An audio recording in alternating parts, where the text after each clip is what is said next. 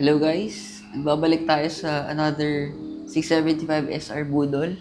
Ang bago natin is itong R1 taillight. Papakita ko sa inyo mamaya kung paano ako kinabit. So ngayon lang ulit tayo nag-video ng bago accessories kasi bira naman ako bumili ng accessories dito sa motor. Kasi mas gusto kong ini-invest sa skills kaysa mapunta sa accessories. So, papakita ko siya kung paano ikabit. Well, nakakabit na kasi siya ngayon. Mamaya tatanggalin ko para makita niyo yung loob. Meron tayong tail tidy video, so parang ganun lang din siya ikabit eh. Papakita ko lang sa inyo yung loob, kung saan ko binili, and paano siya ikabit. So, ito siya guys. Sobrang linis. Linis nyo. Ito yung side view. Ito naman kapag malayo, kita pa rin naman yung plaka guys, kahit nakatupi.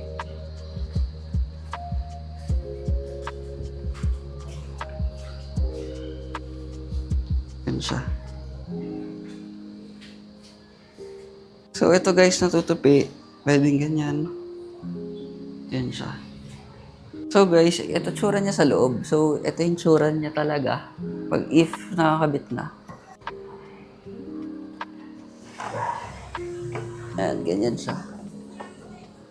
So, may bracket siya sa loob. Parang tail tidy rin. Ganyan tsura niya. Tapos, ito kasi mismo may mga butas sa loob. Kita niyo yung holes. Ayan. May mga butas dyan. Shoot yan dito. Sa brackets. Makikita niyo sa loob yung screws. Meron tayong video niyan, tail tidy video. Kabit niyo lang to, then shoot nyo lang to. Ganun lang kadali. Ito, kasama to. Yung bracket ng plate holder. Ito. Same speed pala to, guys. So, guys, pakita ko lang yung stock niya na tail light. Ito siya.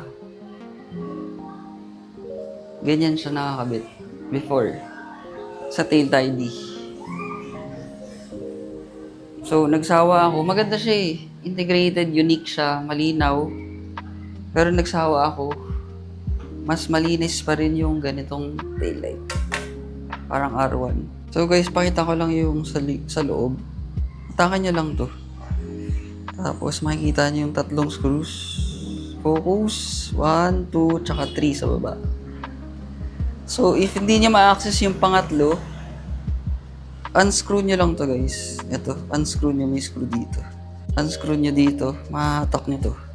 Ito naman, literal plug and play. Hatakan nyo lang yung wire na to. Para sa mas malalim na video, panoorin nyo lang yung tail tidy video ko.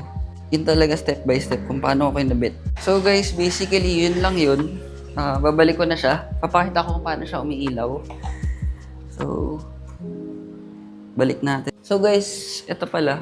May 4 na screw para makabit mo siya dito. May 4 na screw siya papuntang bracket. 1, 2, 3, 4 sa kabila.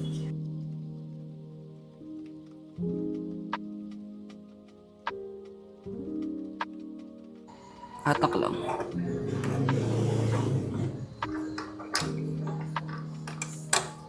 Huwag niyo masyado higpitan pala guys kasi para maikot, para magalaw niya pa up and down.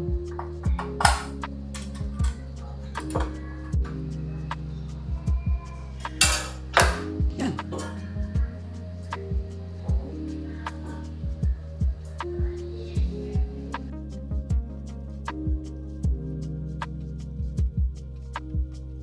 Yan. Ganun lang siya kadali. So, ito na ilalagay ko dito para pamunas lang.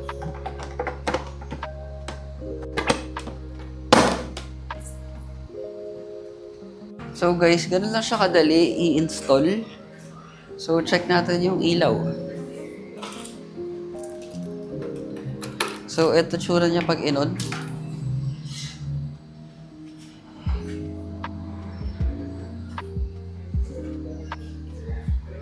Hazard. Tapos, signal light left. Yan lang yung medyo problema natin. Maliit yung signal light niya, guys.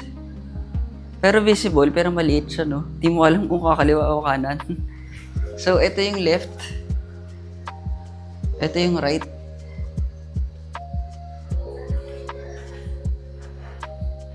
Then, ito yung brake lights.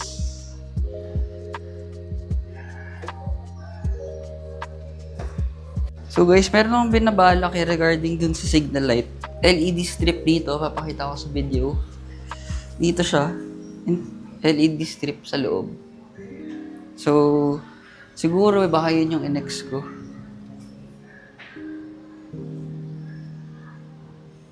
So, basically, yun lang talaga eh.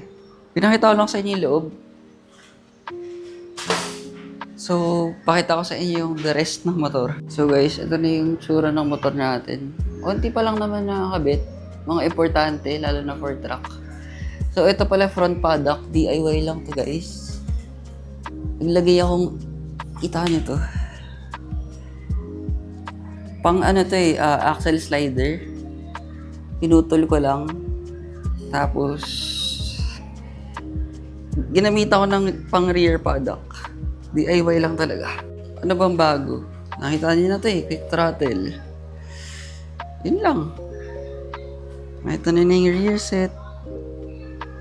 So, yun lang. Ako siya, ito yung pinaka-latest eh. Seat cowl.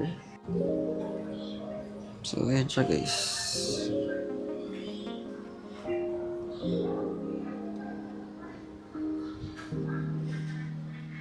Malinaw yung ilaw naman niya guys. In person. Good siya. Guys, odo pala natin is 7,000. So far wala pang issue. Nakakailang change oil na ako kasi pinantatrack ko din. Siguro naka-4 na ako. Mag-change oil ulit ako actually. Before track day namin sa 26. Siyempre, alaga. So far wala pang kahit anong issue. Kahit pinantatrack ko, inaabuso ko, ilang beses na natumba. Wala pang issue. Ito palang R1 taillight is from Mototech. Pwede rin kay Gaspoholic. Sila yung mura. Hindi ko sasabihin kung magkano. So, tanongin niya lang siguro sila. Kay Mototech and Gaspoholic. Ililink ko yung page nila sa comment section. So, yun lang guys.